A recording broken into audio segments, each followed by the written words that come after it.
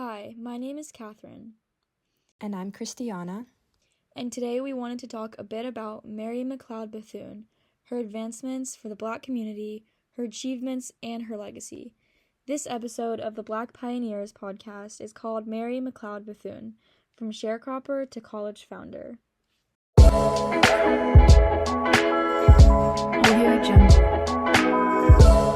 Mary McLeod Bethune was born in July 1875 to enslaved parents in South Carolina. As a child, she grew up with her parents as sharecroppers, which is a position Black people held after slavery where they could work on a white person's plantation in exchange for a small portion of land and a small portion of money. During her time doing this, Bethune was picking up to 250 pounds of cotton a day. Fasting forward to 1895, she graduated from Scotia Seminary, a boarding school in North Carolina. She then attended Dwight Moody's Institute for Home and Foreign Missions in Chicago, a theological institute with the purpose of training Christian workers for both domestic and foreign mission work. This was one of the many platforms Bethune used on her way to becoming an educator. After getting married, Bethune moved to Florida, where she worked at a Presbyterian church and sold insurance. Her and her husband had their first son, Albert McLeod Bethune. Reflecting on her childhood and experiences as a Black person in America, she was determined to give him and other Black youth better childhood than she had. The context in which she grew up, that is, in the post-Reconstruction and Jim Crow era, directly shaped her philosophy and methods to fight for equality, especially at a time when equal rights promises were reversed due to the introduction of Jim Crow laws and segregation. Because Black people were being denied equal education and economic opportunities, she believed that self-reliance was the best way to fight the systematic racism going on. In the early 1900s, sexism also plagued the Black woman community. Because of this, she focused on empowering Black women through education and leadership training.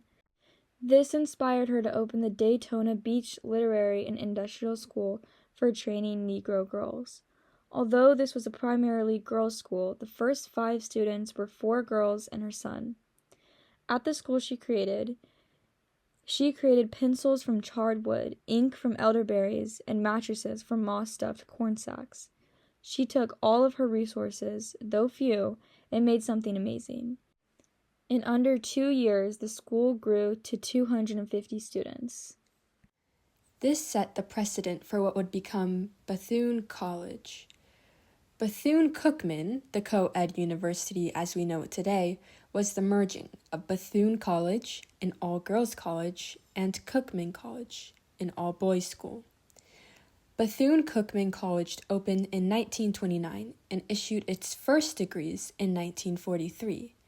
However, Bethune didn't only help the HBCUs she founded, she helped HBCUs as a collective.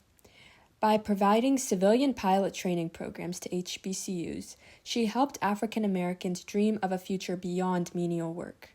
By combining academic education with industrial training, she helped young Black women become economically independent and self-sufficient, while also letting them develop moral and leadership skills. Like the Freedmen's Bureau, Bethune not only helped with education and academics, but also with health. She founded the Mary McLeod Hospital and Training School for Nurses, as she saw the health disparities in African Americans at the time. The intersection of her work in health and civil rights would later help integrate the Red Cross. Bethune's philosophy on self-help and racial uplift centered around the belief that education, economic independence, and collective racial pride were the keys to Black advancement during a period of such heavy segregation. This is why, aside from being instrumental in the founding of Bethune-Cookman College, she also played roles in America's government during the Great Depression era. In her speech, "What Does America Mean to Me?" she says, "We have fought for the democratic principles of equality under the law, equality of opportunity, equality at the ballot box, for the guarantees of life, liberty, and the pursuit of happiness. We have fought to preserve one nation, conceived in liberty, and dedicated to the proposition that all men are created equal. It is no question how integral she was to the American government with beliefs this ardent. She was a prominent leader and government official of the 20th century. Additionally, she was an advisor to Franklin Delano Roosevelt and gave African Americans more say in the government through her position on the Black Cabinet, an advisory group to FDR, made of African Americans in the government. Here, she was the only female leader. As FDR's Director of Negro Affairs, she leveraged her relationships with not only him, but with Eleanor Roosevelt, First Lady, too. Quote, a friend of Eleanor Roosevelt, in 1936, Bethune became the highest-ranking African-American woman in the government when President Franklin named her Director of Negro Affairs of the National Youth Administration, where she remained until 1944. By leading the Black Cabinet, she became a leading civil rights and women's rights figure. She also fought to end lynching through the Conference on Problems of the Negro and Negro Youth. She was the president of the National Association of Colored Women and the founding president of the 1935 National Council of Negro Women, or the NCNW, a national organization uniting Black women's clubs and groups. She led workshops leading to women's voting equality, organized literacy drives, leadership training, and community health initiatives. This created a unified voice for Black women, and it promoted racial pride. She was also a director of the Division of Negro Affairs in the National Youth Administration, also known as the NYA. This position ensured that Black children had access to the same opportunities as white kids during the Great Depression. She changed the trajectory of Black life and women's rights in America for decades to come, and even put her life on the line to do so. In her 1932 telegram to Governor Doyle Carleton protesting the use of Black female convicts for carrying and installing heavy posts in Jacksonville, she said, "This is an outrage against the womanhood of my race, and I hereby register my vigorous protest of such treatment. Barbarous treatment should not be given to the woman of any race under any circumstances." Her fight for women's rights is remarkable. Bethune said, "I never stop to plan. I take things step by step." So while she did a lot, she wore multiple hats with intention. She led Black voters from the Republican Party to the Democratic Party. Some of her bigger, more well-known accomplishments include being the vice president of the NAACP, or the National Association for the Advancement of Colored People. Through this role, she effectively secured educational and social equality for Black people. She was also the only woman of color at the founding conference of the United Nations. While these are more well-known facts about her, they do not cover the extent of her efforts to help African Americans. She regularly wrote for leading African American newspapers like the Pittsburgh Courier and the Chicago Defender, internally helping the Black community as much as she externally helped them through her government positions in the U.S. However, her work extends beyond the United States, as she was appointed by Harry Truman to lead U.S. delegation to Liberia and served on Truman's Committee of 12 for National Defense, a bipartisan Senate committee created to examine economic and profit mismanagement during World War II. Overall, Bethune's approaches to self-help were very practical. By creating schools, organizations, and networks, she helped African Americans gain education, jobs, and political influence. Her founding of the Daytona Beach Literary and Industrial School for training Negro girls would later become Bethune-Cookman University, but her legacy lives on in many ways. Today, Mary McLeod Bethune is known to be one of the most important Black educators, civil, and women's rights figures across the U.S.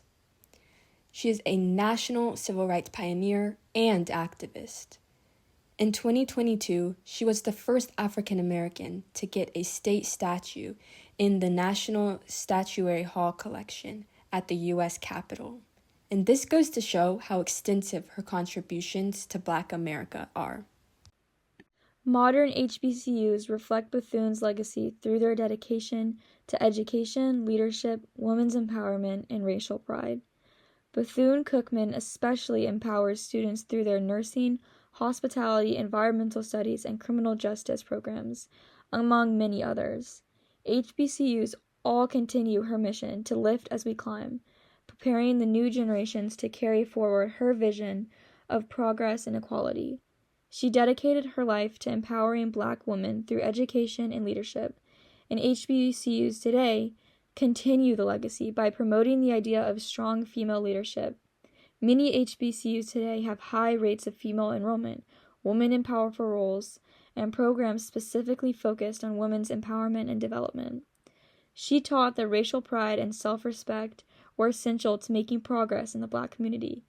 And HBCUs continue to celebrate and preserve African American culture and history through their student life traditions, campus culture, and curriculum. Mary McLeod Bethune said, "I leave you love, I leave you hope, I leave you a thirst for education."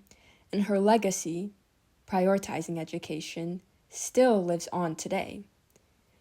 Bethune-Cookman College generates success in students leaving the college with a vision for their future. Their website highlights the HBCU environment, fostering excellence in an environment where African Americans can learn and grow. Bethune-Cookman's mission is to educate a diverse community of learners to become responsible, productive citizens and solution seekers through the promotion of faith, scholarship, creative endeavors, leadership, and service.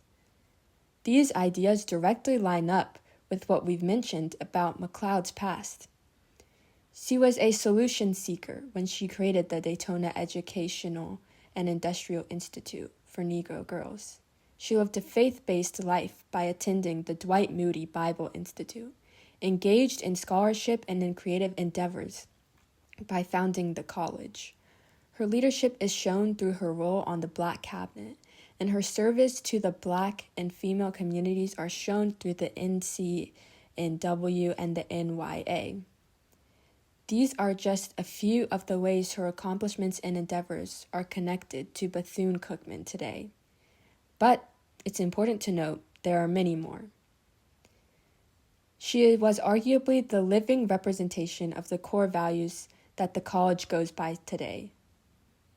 Standing for first, they highlight faith, integrity, respect, service, and a thirst for knowledge.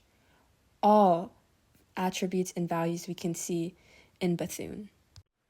In a time where debates about the validity of HBCUs are in question, and education inequality, especially in underfunded HBCUs, is high, it is important to remember the equality education that Bethune fought for.